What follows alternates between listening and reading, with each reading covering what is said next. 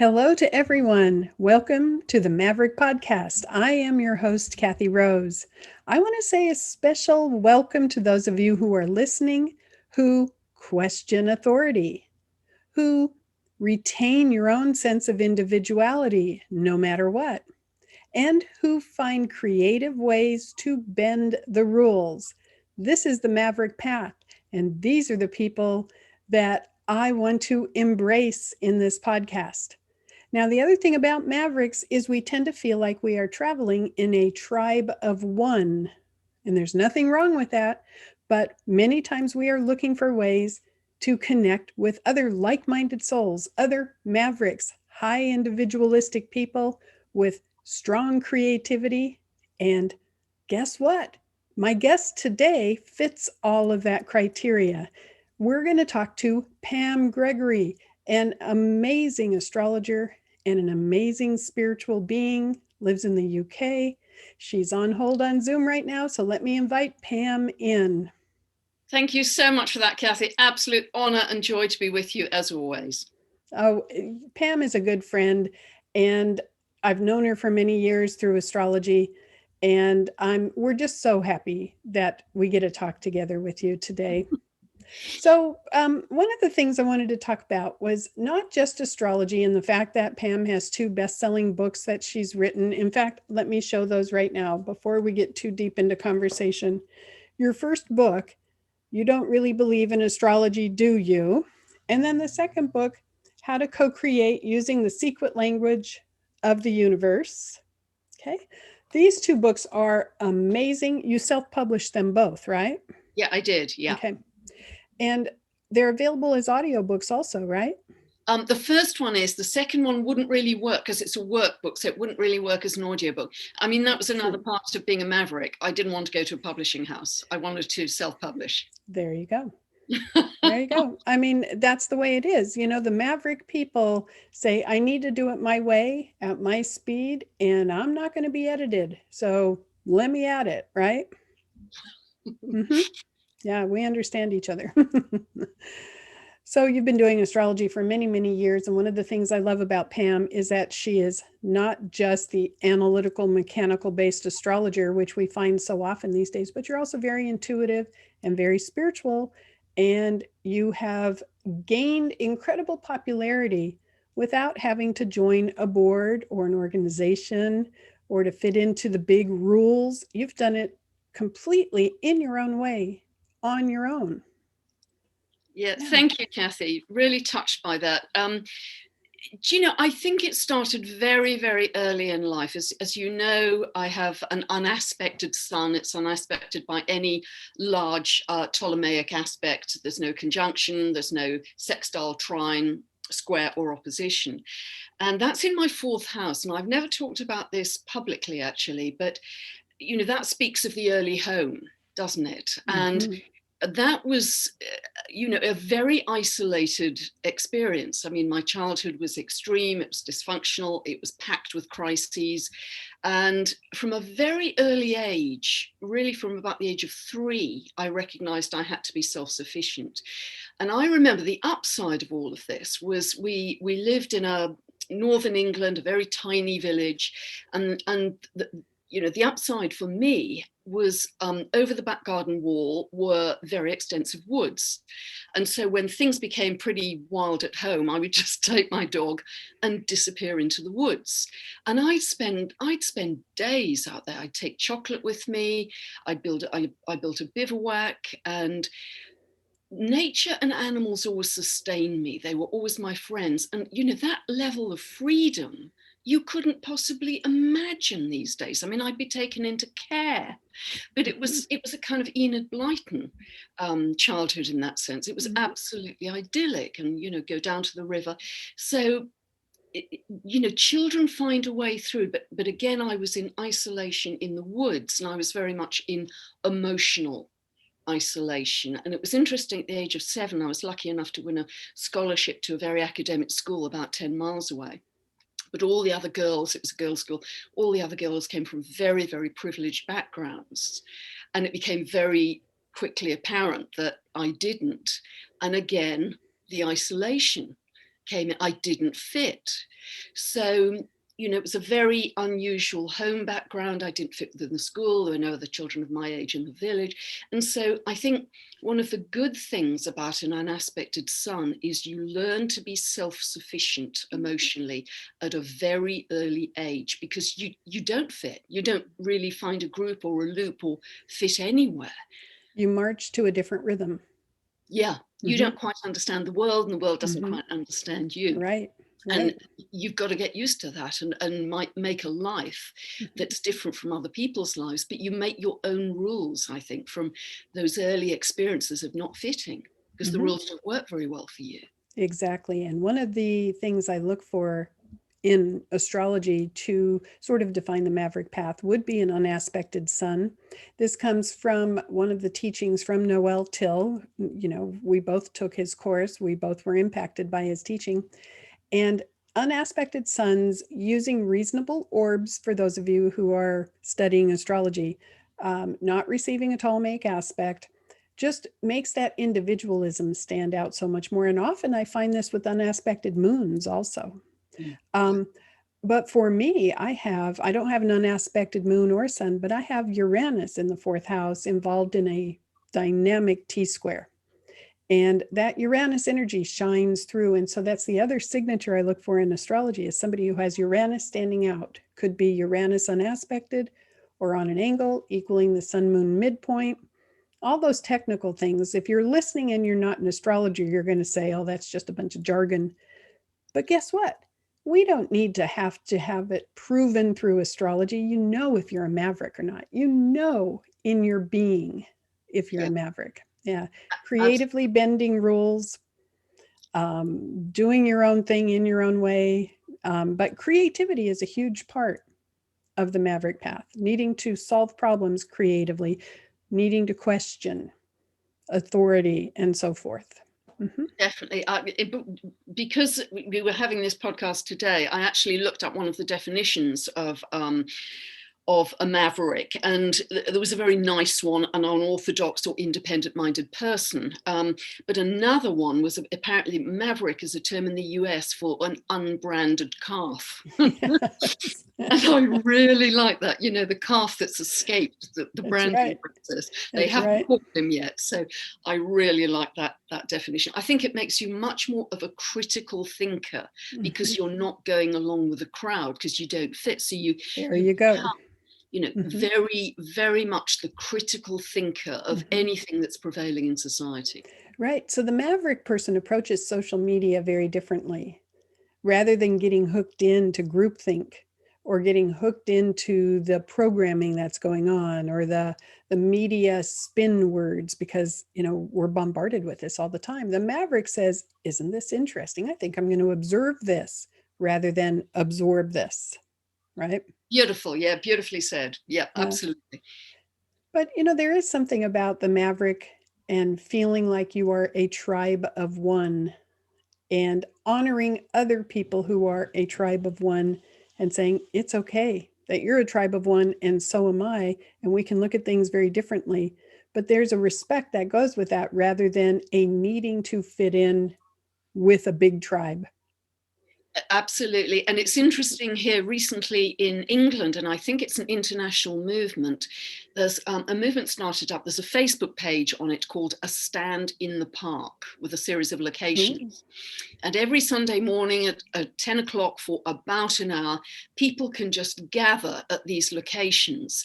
And they are all of like mind. They all have the same views, so you don't have to sort of explain yourself. They have been utterly joyful. And I think it's the first time in my life I haven't just felt in a tribe of one, because we're all oddballs. I bet everybody there has got a strong Uranus or an aspected sun or moon. We're all weird because we've all taken a very independent path. Most people are self-employed, they're healers or therapists or astrologers or whatever. And that has been absolutely joyful. So that's the Aquarian energy ruled by Uranus bubbling up into society now. Which speaks of the larger cycle that's happening this year, which is Saturn squaring Uranus, and all of this upheaval we're feeling in how are we supposed to be? Are we supposed to fit in with the group, or is it okay to speak out? And in which way can I speak out, you know, and maybe risk not being part of the group? This is all the background energy going on. And then, of course, there are people like you and I who are wired in such a way where we don't want to speak out in a way that is confrontive or abusive or argumentative. I have Sun Venus conjunct in the seventh house. You know, Right. my Venusian need to be nice or to be polite or to have harmony or to respect another person's point of view is very strong. And you're Pisces, you know, Yes. that sensitivity that flows through. So certainly in the Maverick spectrum, if we were to call it such, there can be many ways to be the Maverick, and some are more confrontive than others. Absolutely. And I think we find either we find alternative channels or we invent our own. You know, we will find a way through, but we're not going to join the mainstream. And despite my English persona, I've actually been quite a radical activist in my past and led action groups all around themes of freedom and truth. And all of them have been successful, which has been absolutely thrilling. So it's when freedom and truth are threatened, and those, of course, are Uranus principles as well, they say, enough, you know, we're going to take a stand here. Mhm. And I'm sure you've done the same as well, Kathy. So it's, you know, that's a very interesting square, isn't it? Because Saturn is about the old world and the old structure and rules and regulations and limits, and Uranus has no limits. Absolutely Yes. no limits. I'm going to do it my way. So I really see Uranus as the maverick in the chart very strongly. Mhm. And I've even noticed when Uranus is out of bounds at birth, beyond the normal 23 degrees latitude north or south of the ecliptic, where it's oriental, moving ahead of the sun, that has to speak in the chart. It has to speak loudly Mhm. and uniquely, I think. Yeah, the people who are, you know, the Maverick part of me, when I teach astrology, I'm talking about the planets in terms of frequency. Yeah. And, you know, I will never forget the first time that I presented a lecture using the concept of frequency and using the concept of synesthesia, which means how can you convert the planets into other senses? Like, what texture would Uranus have? If you were to go to the store and buy a fabric that was Uranus fabric, what texture would that fabric have, or how would it look, or what color would it be? If you were to eat Uranus food, what food would that be? If Uranus was a color, if it were a sound. So I presented that in terms of frequency. And I will never forget somebody who was very Saturn oriented came up to me afterwards and said, "That was the most stupid lecture I've ever heard. I didn't get a thing out of it," because his mind couldn't accept it. His mind couldn't reach out with other senses. But so the frequency of Uranus in a birth chart, the person is keyed to that need to be free and unusual, and not be confined. 100% yes, absolutely. And it's very kind of high vibe. It's often quite a lot of Yeah. high tension, you Yes. know, high nervousness, but it's connecting into something higher, isn't it? You know, Mm-hmm. when you get Mercury Uranus combinations, I see that as connected to the mind of God. Mm-hmm. You know, Uranus was the sky god in myth, so it's something higher. It's new information being downloaded in a flash, in a kind of monad. And so our teacher always used to say that in battles between Saturn and Uranus, Uranus will ultimately win because it's the Yes. furthest out planet and it's the planet that represents our future, where we're headed. And it's very interesting, I think, in this particular cycle, which, as we know, astrologers, it always starts with the conjunction between, in this case, Saturn and Uranus, and then it moves on to the first square. Then we had the opposition, 2008-9, and now it's in that second closing square. And it will finally come back to the conjunction in 2032, which is a very interesting year in itself. But when the first conjunction happened between Saturn and Uranus in this cycle, it was in 1988, October Mm-hmm. 1988. It was on the galactic center. Yes. So is this actually starting a whole new galactic era for us? And 100% yes. And so, what this cycle is about is completely unprecedented in our lifetime and for probably thousands of years. So it's not same old, squares, oppositions, squares, conjunctions. There's a whole new dimension, which is galactic, coming in here. And I think that's going to get stronger and stronger as the next few years go by. Yeah, it's attunement to higher dimensions for sure, and attunement to higher frequencies. And that conjunction you talk about in 1988 was my Saturn return. Wow. And fascinatingly, actually, it was late 87 was the exact hit for my Saturn return. And I almost died. I had a near-death experience. I had asthma induced by allergies from dogs and cats and cigarette smoke. And I was living in a basement apartment that had all of that. And I had just broken up with a boyfriend, so I was in major grief. And of course, then I got a bronchial sort of virus with all those allergens. And I went into the asthma attack of the century.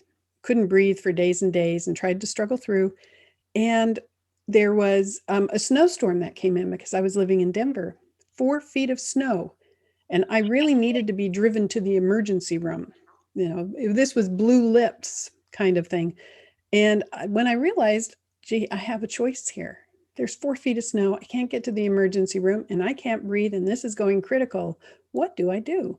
So I called the lady who had taught me first and second degree Reiki, the Reiki master. She was in New York. And I said, listen, I don't normally ask for help. Of course, I'm barely eking the words out, right? And I said, please send me Reiki. And she goes, oh, I'm getting ready to teach a second degree class. I'll have the whole class send you Reiki. Swear to God, it was the most mystical experience ever. Sent me Reiki, and within 5 minutes, I literally was thrown back onto the couch. My lungs opened up instantly, and I was in an altered state for 8 hours with this download of all this information about love and how filling your cells with love and opening up to the support of the universe. And it lasted for 8 hours. And the asthma didn't go away completely. I still had allergies to cats and dogs for many years, but it was never like it was before. But that was at that conjunction. So I bring that up because I have a personal connection to that. And so I feel these Saturn-Uranus cycles very deeply. Wow, I didn't know that about you, Kathy. Yeah. I mean, thank goodness you came through that. I mean, what a loss to the world of astrology that would have been. Wow. It was amazing. Nobody can take that from you when you've gone through it. It was like some sort of a door opened up for me to connect with divine lovingness and support. And, especially from the Maverick perspective, feeling like you're a tribe of one and going through that saying, no, you're not. No, you're not. You have the entire universe to connect with and receive love and support from. Yeah, it was pretty amazing. So it was almost like a portal for you. And the fact that was happening around the galactic center, where I've noticed if people have, sun, moon angles on the galactic center, they're hypersensitive to energy, see energy. So for you, presumably you shifted level, you shifted frequency at that time. Big time. There was no doubt. And that was before I met my husband. So it was ending this horrible relationship that had been just nasty and terrible that I was dating for 10 years. And in that time when I was receiving all of that download, I was told, you are not done yet. There's something more you need to do. And I knew it probably had to do with bringing in a couple of children, because I've always seen 2 children in my path. And my children are the best thing of my life, without a doubt, and my husband. So shortly after that, I met my husband because there was a palpable shift within me. Now, I don't really like talking about myself that much, but my story in this is very much related to what is going on right now. People are going through a shift. Yeah. People are connecting with the fact that they're not alone. They are supported and loved in their unique way. Saturn square Uranus. If we don't stay connected to our own uniqueness and our own vibrancy and who we are is just wonderful, things aren't going to work out very well. I agree totally. And I've talked a lot in videos, Kathy, about the fork in the road, about which fork you're choosing. You're choosing the Saturn fork, which is what many people are choosing because it feels safe and, you're following the rules, etc. Or are you really stepping out and saying, no, this is going to be very uncomfortable, but I'm going to follow Uranus. I'm going to follow my intuition, my unique spark, and that's where I'm headed. And because that is such a tight square at the moment, there's a feeling of such kind of completely different paradigms almost operating as they clash. And that's going to go on, as we know, all this year, and even into October next year is the final square exact to degree, but not to minute. So it's still going to rumble on for some time. It's like a gigantic plow going through the field, trying to stir up the dirt, creating these little grooves so we can plant new seeds and have new growth. Yeah. But that motion of the plow, stirring everything up. And guess what? If this Uranus energy is not expressed, then what happens? Well, then we get earthquakes, then we get eruptions. Uranus is connected with electricity, then we get lightning bolts, we get sparks. It must be expressed in a healthy way. Yeah, Uranus will not take no for an answer. I mean, it will not be repressed because it wants to break the rules. It wants to actually challenge the status quo. Mm-hmm. It's not that it even attempts to go along with it. It is determined to challenge the status quo in order to bring in something better. It's to do with progressive ideas and how can we advance society. And I may be unpopular, but sorry, this is where it's got to go because it's the future. And the trick is to do that without righteousness. And the trick is to do that retaining your sense of love, because it can get so combative after a while that it becomes, the two sides in opposition to each other. It becomes just pure polarization. And we've been experiencing that for sure. Yeah, big time. Big time. And so again, I think Uranus, as you say, Kathy, is very creative in finding another way. Okay, if that's not going to work, we'll go over here and try that. We'll invent something. But they will not take no for an answer. They will not sit down and be polite. They're rule smashers in order to advance quickly. There's a speed, isn't there, with Uranus? Wants to move quickly. And this is why people who are on the Maverick path tend to either be self-employed or in charge of something, because they're not team players so much in that, it's not rule by committee. It is, the Maverick path people will get an idea and need to act on it right away without having to explain it, without having to discuss it, without having to ask for permission.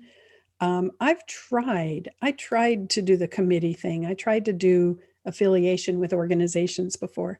And hey, there's nothing wrong with the organizations. I'm just not wired for it. I'm not wired for it. I've become quite politely disruptive.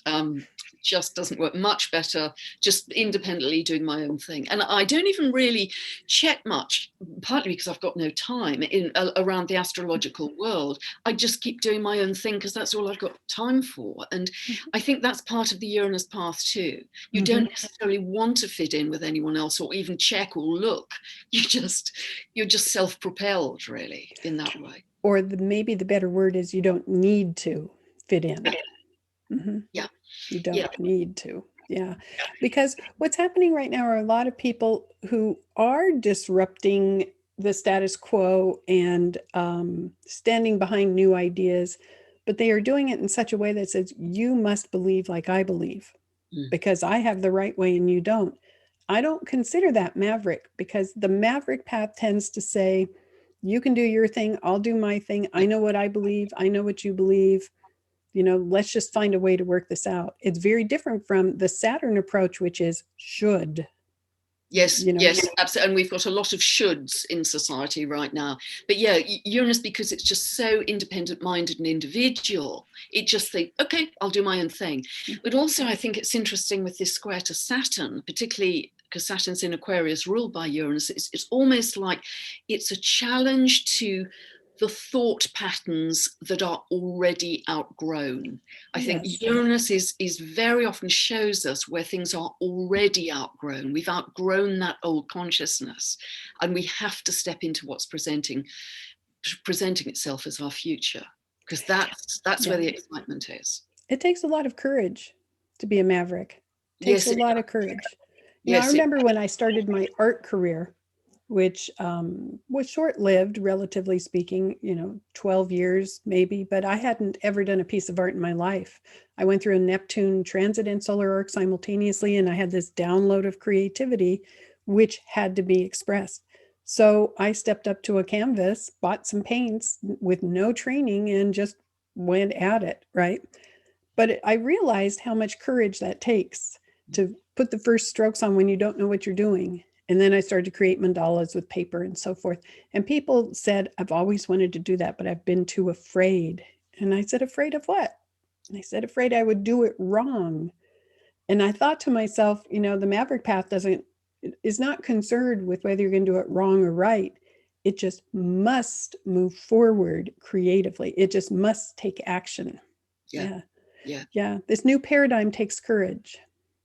It does. I think it takes immense courage because it's more invisible as a future than we ever experienced life. Life has been quite predictable in a way, in that the structures have been solid, they've been foundational for our entire lives, the way governments work, the way systems work. All of that, I think, is going to be smashed in the next very short time, the next few years. We're not looking at long, we're looking at 23, 24, 25, 26, massive changes happening in that time.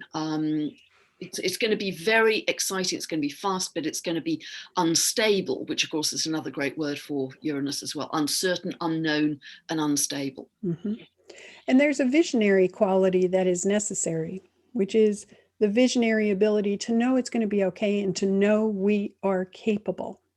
To know we are capable of handling whatever happens. On the larger scale, one of the things I wanted to talk to you about or discuss was the outer planets changing signs, all in a relatively short period of time. Neptune goes into Aries in 25. It hits 29 degrees Pisces in 24.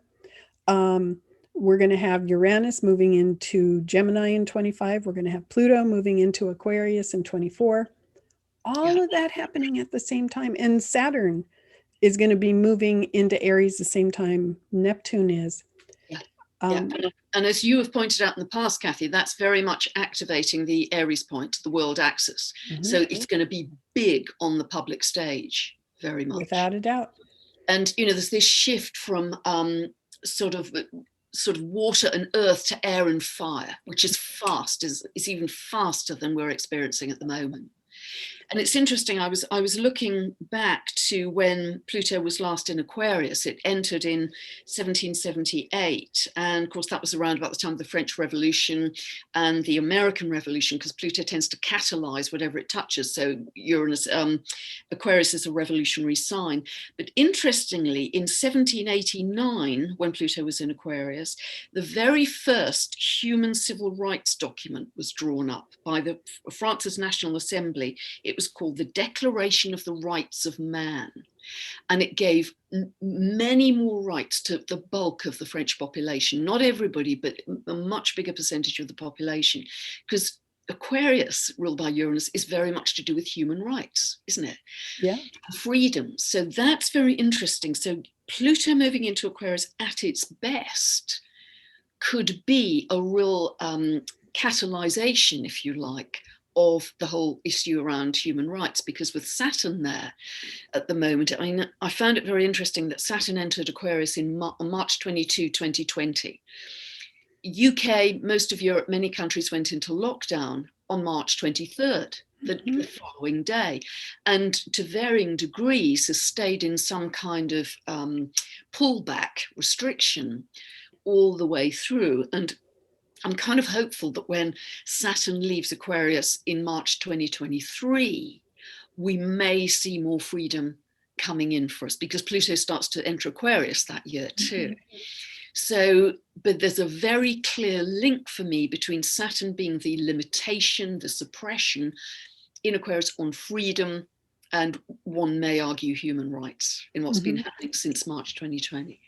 Well, and I think it's also interesting that when Saturn enters Pisces, it's the same time when Neptune is going into the last stages of the transit through Pisces.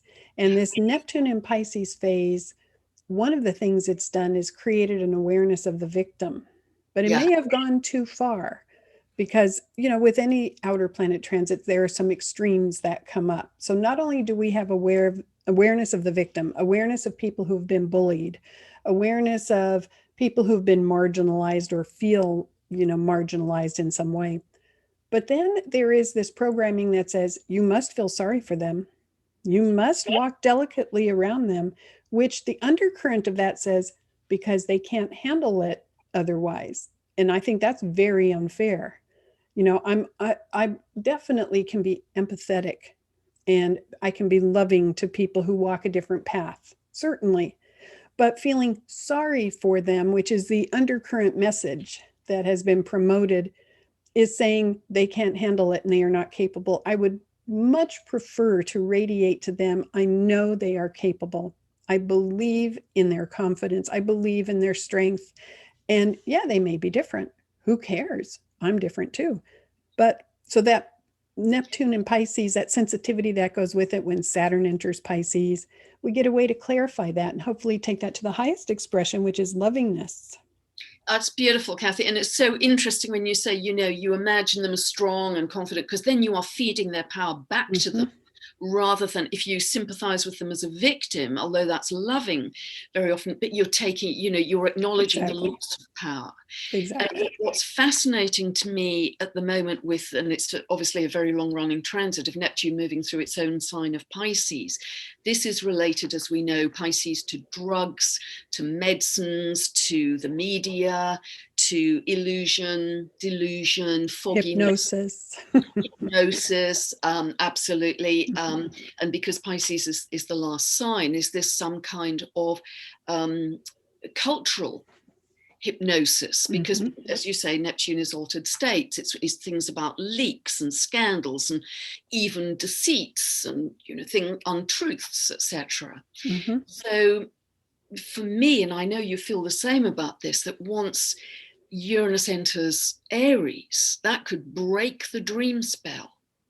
Yes, when consciousness. Neptune enters Aries, definitely breaking the dream spell, but also rather than being focused on the victim, we're going to be focused on self-sufficiency.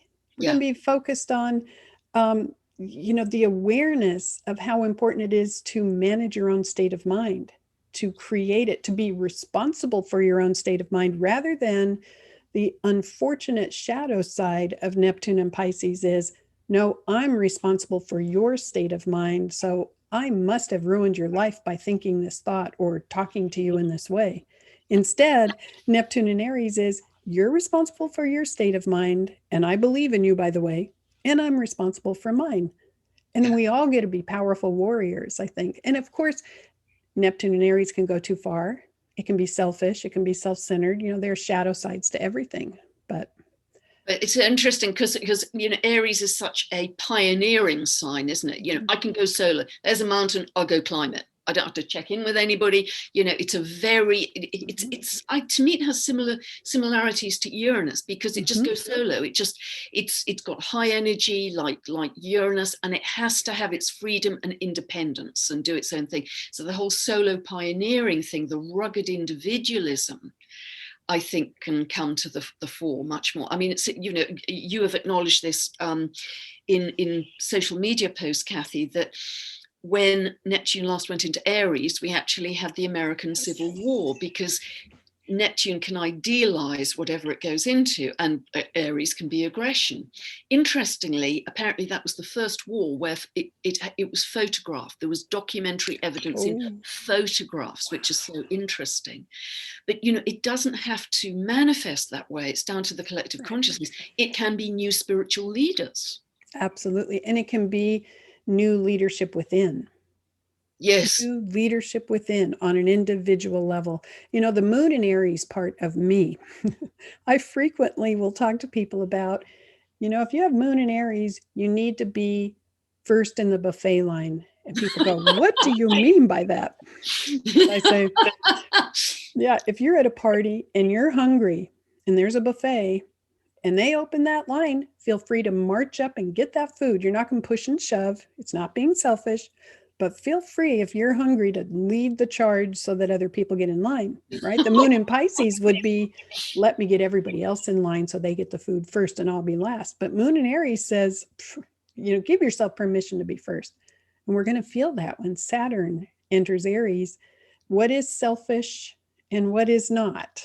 I mean, there's been a lot of programming while Neptune has been in Pisces about what is selfish and what are you responsible for in terms of emotions for other people. Again, going back to the victim consciousness. Yeah. So it's a dynamic change coming up. In addition, Uranus will be entering Gemini at that time. New way of thinking. That, and I think the hardest thing about Saturn squaring Uranus is they're both in fixed signs, Saturn in Aquarius, Uranus in Taurus, and fixed signs take more energy to create change because there's resistance, It's kind of intractability, isn't there? It's just stuck, and hence earthquakes, because there's so much tension created in that, in both in fixed signs, and Uranus in Taurus, of course, the Earth. So so I think we'll have certainly more flexibility. I mean, Uranus moving into Gemini, for me, although everything will obviously be incredibly digitally connected everywhere, that may be galactic communication coming in a bigger way. And what's interesting for me, particularly for the US as well, Kathy, because just before it gets there, Uranus is going to be squaring that US moon, which is at 27 degrees of Aquarius. Now, this is going to be a very good test of whether that's the correct chart for the US, because the moon is so sensitive to time. But if we're using the 4th of July, 1776, 1710 chart, the Sibley chart, that moon at 27 of Aquarius is going to be squared exactly by Uranus, moon being the people, from August in 2024 through to March 2026. That is revolutionary energy. My goodness. Well, and guess what? There is another presidential election right before that comes about. And what happens at this next election is going to be very, very important because it is simultaneous with all these outer planet transits. So, and I often think about politicians. We can criticize them like crazy because, they get involved in ego and power. It happens. But I think about the fact that if you choose to be a politician, if you choose to be a highly visible person, in a position of power, you have a soul path that is very, very challenging because it is so easy to cross the line and slide into power and ego. It is so easy to become corrupted. And the challenge is to go past that and to rise up to grace. And so, I can criticize politicians for being egomaniacs, for being power hungry, for becoming wealthy while they're in office, all of that. But at the same time, I recognize the challenge and the difficulty. And I wouldn't want to be in that position. I mean, think of how difficult that is to stay centered and true to your path while you're surrounded by all that wealth and power and worship. It's difficult. And it's very interesting, Kathy. I wonder by then, 24, 25, 26, whether we'll even have those same political structures, social structures, because that's so Capricorn, isn't it? So top down, vertical structure. And with Pluto moving out of Capricorn fully by 2024 into Aquarius, isn't this going to birth a much more horizontal structure? And it may well be that all systems change: educational, legal, financial, all of them, political, the way society. And it could well be that we have people's councils and assemblies where there's no leader, that it's just people coming together in a very Aquarian grassroots fashion and taking their decisions for the greatest good of all. That's Aquarius at its best. And I think that's a very idealistic vision, and I think it's possible. But I also remember the fact that the earth plane, the three-dimensional plane in which we incarnate with a body, is a school, and it has gravity, which is ruled by Saturn. And in that school, there are many, many different levels of consciousness.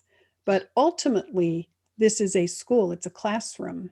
And I don't know if when we incarnate in a physical body, if we're going to reach those high frequencies that you just described, maybe small populations, but I don't know if it's going to be overriding on the earth. I don't know. I hope so. Yeah. But I think the gravity and the three-dimensional aspect of it, because the purpose to incarnate is to be able to remember there are other dimensions. We incarnate not remembering that. In that process of remembering, wait a minute, I'm connected to something larger, is part of what we're supposed to learn. And then I think, I operate from the perspective that when we master life on earth as physical beings, we become a guide, we become a spirit guide. Then we don't have to incarnate. And I think we all have spirit guides, a team of spiritual guides that work with us, that were once in physical form, that are now operating on the other dimensions, guiding us with wisdom, not telling us what to do, but guiding us. Yeah, and I think the intuition is going to be so heightened with that strong Uranus moving forward, much, much more intuitive. And it's very interesting what you say, Kathy. I think the naughtiest thing I ever did as a child, and this is relevant to what you've just been saying, is I got a book out of the library, interestingly, when I was 7 years old, first Saturn Square, and it was about time.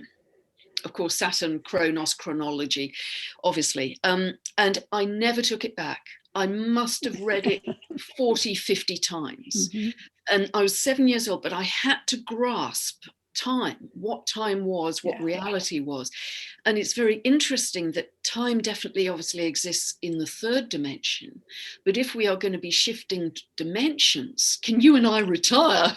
Because if we move into no time, what happens to, our precision with astrology, having to have the exact birth time, everything working like clockwork, what happens to all of that? Mm-hmm. And I challenge that right now. I have this interesting relationship with time. I love it and I don't love it at the same time. Yeah.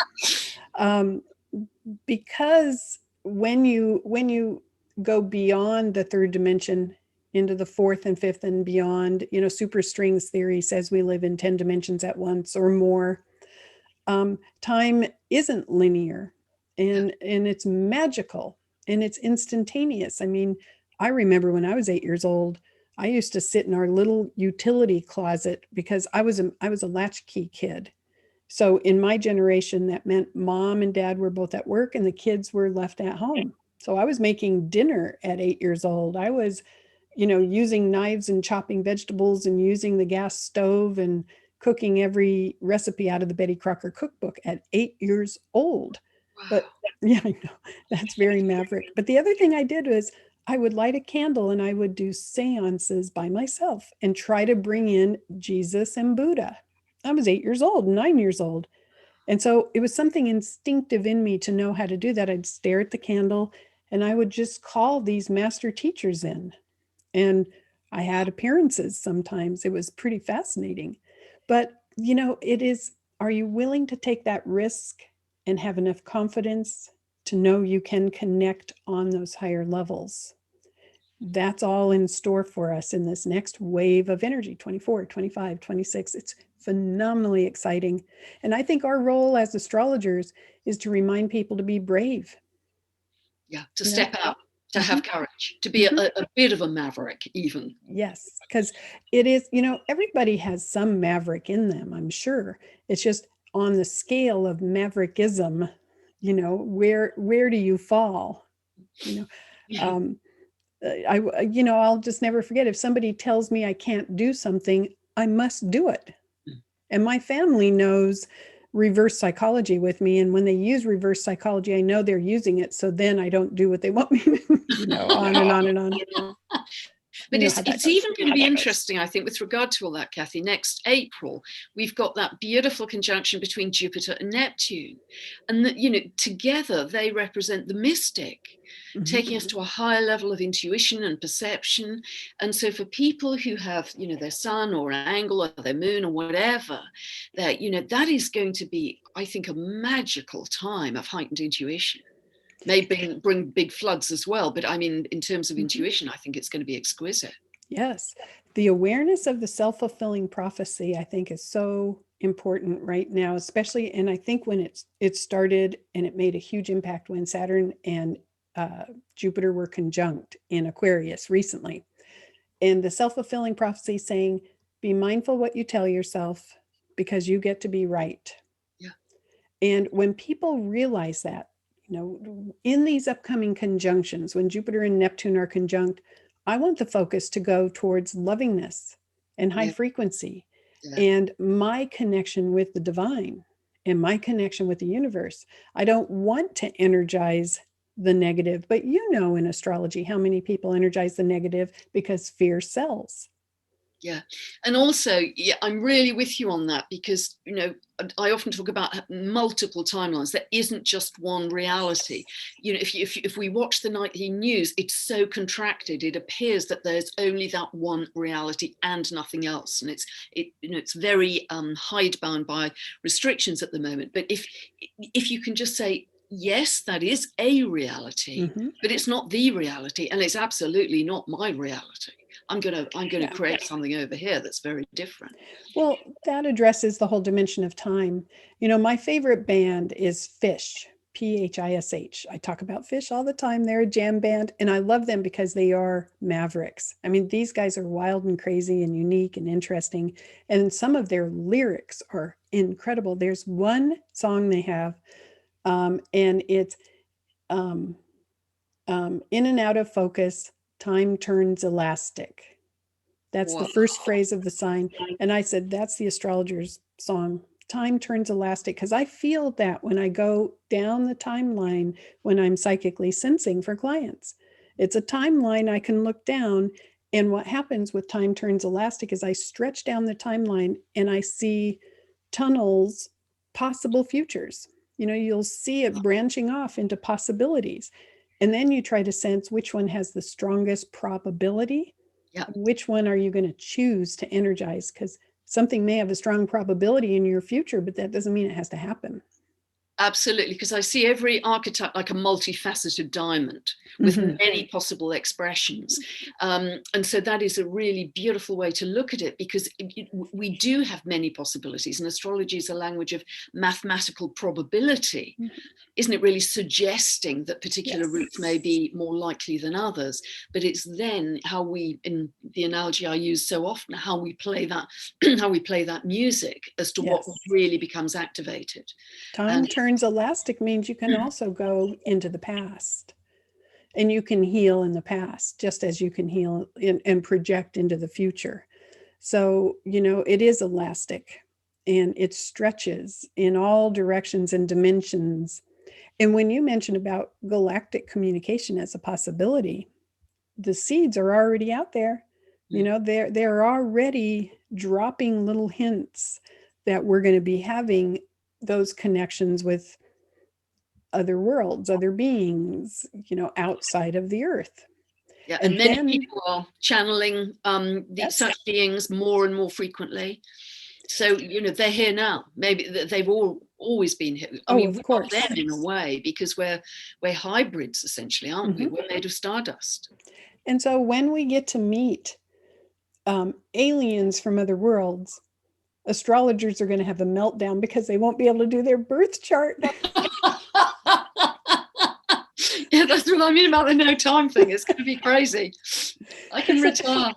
Because they won't get to categorize them.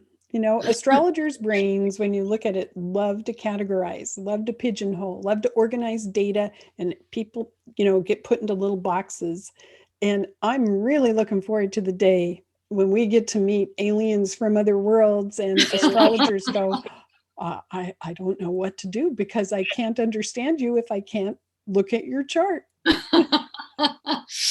But we're moving into much more sensitivity to energy and frequency, aren't we? I mean, the universe has always been constructed like that, but we've been completely unaware of it for the most part. We're going to become more and more sensitized that you magnetize reality towards you by retuning your frequency, by twiddling the radio dial, if you like. And you dare to say, I can figure it out. I don't need to read a book. I don't need to be told how to do this. I don't necessarily need instruction. Just like in order to create art, I didn't need instruction. You know what I did when I created art? I went out to my garage the first time I ever painted, and I said, I have no idea what I'm doing. Isn't this delightful?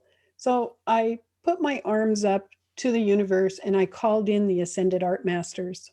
And I said, hey, beings out there, I want to paint, flow through me and teach me how to do this. And I remember feeling a portal opening up. And I remember as I was painting saying, this is what I want to achieve. I just don't know how to do that. And I would hear the art masters telling me what to do. And, I remember times where they said, put the brush down, pick up a dry brush and get a paper towel and mush it all together. They were instructing me, but that's because I dared to call them in and I dared to believe I can figure this out myself. Again, Maverick path. So that just also shows that anything is possible. Absolutely Yes, anything. for all of us. Yeah. If you have enough courage to initiate that. Certainly it's going to be easier for some people than others if you're wired to that frequency already. Yeah. I'm wired to break the rules or creatively bend the rules. I'm wired for that. I've done that from day one. Yeah, me too. Yeah. But for those people who are really attuned to the frequency of Saturn, Saturn's very dominating in their chart. It can be pretty stressful to think about that. And so it may happen in a slightly different way for them, but we've got to get in balance with this together somehow. We do, because societies can't evolve if we only have Saturn. Mm-hmm. It's Uranus, which is the kick in the pants, Mm-hmm. the tearing down of the old, the rule breaker, who wants to challenge all of that. So if there's no Uranus, there's no progress really, because Mm-hmm. it's such a symbol of the future. So it's so necessary that everyone to some degree tunes into that unique spark, because so often in society, our uniqueness becomes squished, whether it's, obedience to parents or obedience to teachers in the school, that we have to comply and we have to cut chunks of ourselves off because it isn't part of normal society. I had to do that for quite some time as an astrologer. That was verboten when I was learning astrologer. Yeah. I was some kind of, wacko out there weirdo. And so there's this compliance that comes in with Saturn, which of course helps to keep society very regulated, but isn't necessarily that healthy for you to express who you really are in the world and why you were born in the first place. Mm-hmm. Because nobody was born just to express their Saturn. Right. They were born to express that Uranus to varying degrees. It's heightened for you and I. It's something I said, I said this in a lecture I gave recently, and I've said it before as I've been talking to people, that I am not my chart, which right there off the bat, is a controversial subject for an astrologer to say, right? Because people are identifying, I am my chart. This is who I am. And I say, no, I am a soul who has a chart. And I'm a soul who's incarnated many times and have had many charts. The chart is just a slight imprint. Yeah. And so identification of the wholeness of who you are, rises beyond the chart. The chart can be so incredibly limiting. I think that's organized data. Beautifully said, Kathy, because if we are just our chart, there's a fated quality that comes in much more, and we are not fated. We truly are immense beings with huge free will, and we can fly way higher than that chart. And I think, and I know you'll agree, you already agree with this, that there comes a point where your chart starts to have less and less impact, the transits and solar arcs. You just don't feel, you've kind of, I wouldn't say grown beyond it, but you're operating at a different level to where you used to be when you felt the impact of those transits very definitely. 100% yes. I see that all the time with clients. And I actually invite them to understand this, because these days clients are coming into consultation carrying with them fears from what they have gathered about astrology on Google or other astrologers. They come in with that in their mindset. And then again, self-fulfilling prophecy. Be mindful what you tell yourself, because you get to be right. Mm-hmm. So if you tell yourself you're going to be limited in relationships your whole life because you have Pluto, Venus conjunct in your chart, and Venus is retrograde, so therefore you won't ever be able to have a relationship, you get that. I will never forget, I went to a very famous astrologer once, and I have Sun Venus conjunct in the 7th, square Pluto. And he said, you're never going to be married. Relationships are always going to be difficult. And, you'll probably have your heart broken many times. And it was the best thing he could have said, because I was young And I said, screw that. Now I must prove to you that I can have a soulmate. And I do. I've been married 32 years to a fabulous man. I mean, I feel so lucky to have found him. But had I chosen to believe him, which happens so many times in astrology, I would have manifested that limited reality. And he was a famous astrologer Wow. with enormous power. And the scary thing about that is, guess how many people he implanted those ideas in but we are responsible for whether we receive that. We could blame the person who did it, but don't we have to take responsibility for whether we accepted it? Absolutely. And again, it's part of the maverick that says, no way, that's not me. I'm not buying that. Yep. But words are weapons, and you and I know very well that we have to be extremely careful in how we use our words, because often clients come to us in a vulnerable situation and we're in some kind of a position of authority and knowledge. So I think that we have to be incredibly careful to always offer the best possibilities and probabilities coming from the chart, and then the person is much more likely to step into those. That's my view on it. But yeah, you've got to be the maverick to challenge, and that's been lifelong for you, Kathy. Oh, it is so wonderful to talk to you, and I thank you so much. And I think we've covered enormous amount of information that can be helpful to people, in that this is a time to be inspired, to connect with the courage within you, to be ready for these massive shifts and cycles coming up in the next 5 to 10 years. Yeah, they're huge. Ride that current. It's literally, isn't it, from 23 onwards, Saturn changes sign, Pluto starts to move into Aquarius, 2024, then 25 into 26, Uranus is moving into Gemini, 26, Neptune and Saturn are moving in. It's like dominoes. I think I can't remember another period in history where you've had so many outer planets changing sign within such a short period of time. That's what struck me. What struck me. And for us to experience that on the earth plane is magical. That's how I choose to see it. It's like, oh, great, I get to experience this. This is something very unique. And to participate in goodness. Massive social, cultural, political change, which is going to be happening very quickly. And I really see that Pluto in Aquarius for the greater good. This is the power of the people. And historically, it strengthened the power of the people by recognizing their human rights and extending, rights to a larger percentage of the population. So I think that is going to be very positive. And it's up to us to make it positive, to live it in that positive way. Yeah, it's adjusting to these new frequencies. And trying to get people to stay calm, because ultimately change threatens their limbic brain. The limbic brain wants to keep things the same because that's how they stay safe. And it threatens them. So it's a world of possibilities right now. But the bottom line for me is just, to try to communicate to people to believe in yourself. You are capable. You can do this, and you are connected with the universe. Use that connection. If I can call in the ascended masters in art, and relatively speaking to really good artists, I have very little talent. I'm just brave. I just tried it. What the heck? And the experience was phenomenal. But you can do it if you initiate that. Yeah. And I see Uranus very much as those downloads from a higher place as well. Whereas, the Saturn, the square to Saturn is Saturn keeping ourselves small in order to be safe. Saturn is compartmentalization. Organization, structure.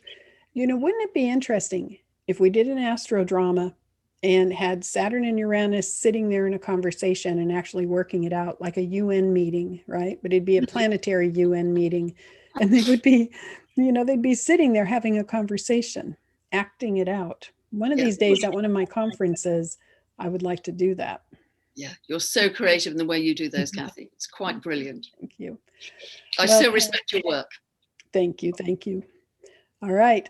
I appreciate all your words of wisdom so very much. Now, your website, pamgregory.com, right? Yeah, pamgregory.com. Yeah, and there's lots on that. Yeah, for sure. And your magnificent newsletters and all that you have to offer. Just go to Pam's website if you haven't already. I mean, you're a superstar. I'm sure people know about you already. No, I like to hide under stones, really, with that sun and moon Pisces. Much happier. I'm just a messenger. I'm just a messenger. Right. And you're shining brightly. Oh, thank you so much, Kathy. I'm very touched by that. That means a lot to me. All right. Much love to you in the UK. Be well, and we'll talk again. Fantastic. I've loved it. Thank you for sharing. Thank you for giving me the opportunity, Kathy. Bless you. Very welcome.